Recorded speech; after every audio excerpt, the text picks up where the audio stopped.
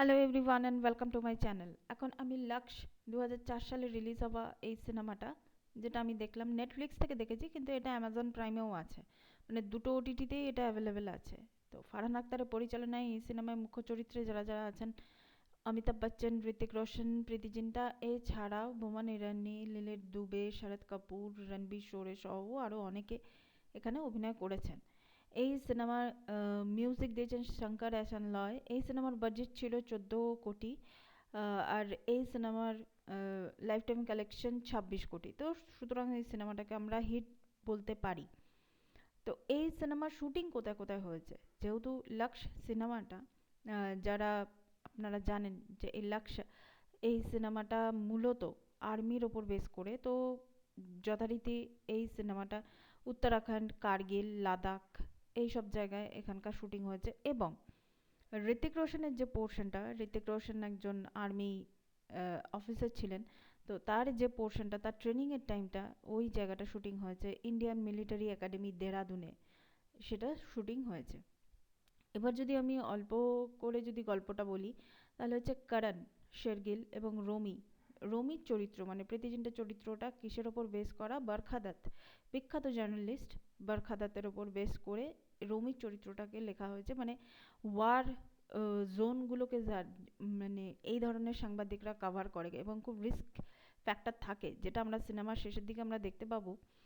যে যখন ওই কার্গিল ওয়ারের সময়, যখন মানে ডিরেক্ট যেখানে বম্বিং হচ্ছে, সেখানে গিয়ে এরকমভাবে নিউজ রিপোর্টাররা নিউজ কভার করছে, মানে দ্যাটস রিয়েলি। একটা বাংকারের মধ্যে আমরা বসে থাকতে দেখি, ওখানে একটা গান আছে, একটা স্যাড সং আছে।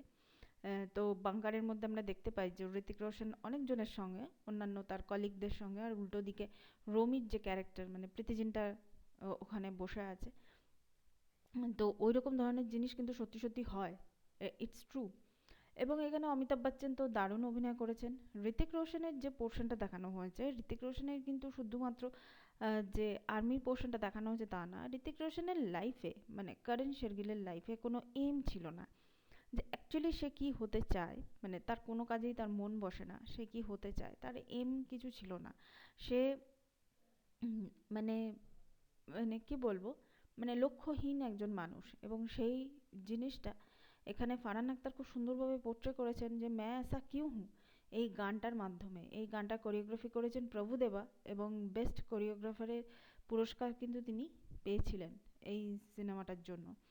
তো मैं ऐसा क्यों हूँ এই নাচটা কিন্তু দারুণ। এবং এই নাচটার মধ্যে একটা ছেলে বা একটা মেয়ের, বা আমি ইন জেনারিক সেন্সে যদি বলি, যে কোনো মানুষের মধ্যে কিছু কিছু জিনিস খুঁজে না পেলে একটা মেন্টাল ব্লকেজ তৈরি হয়।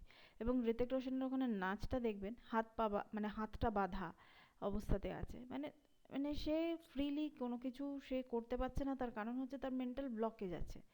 এই যে মেন্টাল ব্লকেজটাকে নাচের মাধ্যমে ওভাবে দেখানো, ইটস রিয়েলি মানে টাফ টাফ থিং। এবং সেটা প্রভুদেবা এবং ঋত্বিক রোশন দুজনে খুব সুন্দরভাবে করতে পেরেছেন। তারপর এখানে যে যে গানগুলো আছে, হ্যাঁ ইয়েহি রাস্তা হ্যায় তেরা, মানে এই যে ছেলেটা, এই যে করণ শেরগিল ধীরে ধীরে যে নিজের এমের কাছে, তার লক্ষ্যের কাছে সে পৌঁছতে পারছে। এবং সিনেমা শেষের দিকে যে যুদ্ধের যে পরিস্থিতি যেটা তৈরি হয়েছে, যে গানটা আমি কমিউনিটি ট্যাবে দিয়েছি, যে কন্ধো সে মিলতে হ্যায় কন্ধে, এটা এই সিনেমাটাকে এক কথায় আপনারা পুরোপুরি একটা কি বলবো, ইনস্ট্রুমেন্টাল মোটিভেশন বলতে পারেন এই সিনেমাটাকে।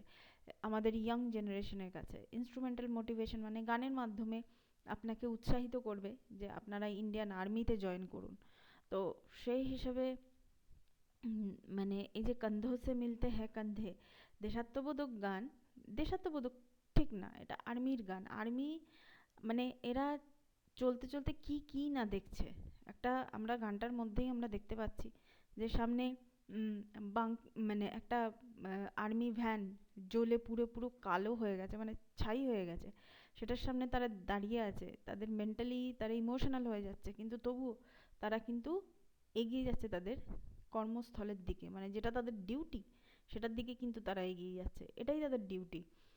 তো সেই হিসাবে তো লক্ষ্য সিনেমাটা আপনারা দেখুন, এনজয় করুন। এটা খুবই ভালো একটা সিনেমা, মানে এটা ওই সময় হয়তো যতটা কালেকশন করার উচিত ছিল ততটা হয়তো করেনি, কিন্তু তবুও এই সিনেমাটা আপনাকে আপনার মন ছুঁয়ে যাবে।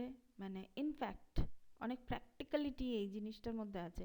রোম্যান্টিক সিনে যদি বলি, প্রীতি জিন্টা ঋতিক রোশনকে ভালো লাগে, কিন্তু তাদের রোম্যান্টিক সিন ওরকমভাবে বেশি দেখানো হয়নি। এই যে সে মাখো মাখো একটা ব্যাপার, ওরকম কিছু না, যতটুকু দরকার ততটুকু দেখানো হয়েছে, এবং সেই জন্য আমার এই জিনিসটা বেশ ভালো লেগেছে। আর এখানে আলটিমেটলি আজকে দেশের জন্য লড়াইটা বড় কথা না, বড় কথা হচ্ছে আমি আমার লক্ষ্যে পৌঁছাতে পারলাম কি না, এটাই হচ্ছে বড় কথা। আর কিছু কিছু মানুষ বলেন যে যে কিছু কিছু মানুষকে ছোট করার জন্যই আপনারা বলেন যে আপনার জন্য কেন অন্যজন অপেক্ষা করবে। এটা ভারতবর্ষ মশাই, করবে করবে, অপেক্ষা করবে, দরকার বললে সারা জীবন অপেক্ষা করবে। ঠিক আছে, এটা ভারতবর্ষ, এটা আমাদের ইন্ডিয়ান আর্মি, এবং আমি এই সিনেমাটার এই রিভিউটা পুরোপুরি আমি ইন্ডিয়ান আর্মিকে ডেডিকেট করলাম। Thank you so much, that's all. Please keep watching and please subscribe my channel. Till then, good by.